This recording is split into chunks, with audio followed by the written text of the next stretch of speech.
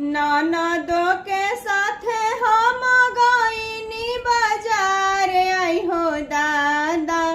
ननदो के साथे हम गईनी बाजार आई हो दादा। धीरे बोलिया बोलेला सोनार आई हो दादा। धीरे बोलिया बोलेला सोनार आई हो दादा। टीकावा देखावे हंसी हंस बतियावे। टीकावा देखावे हंसी हंस बतियावे।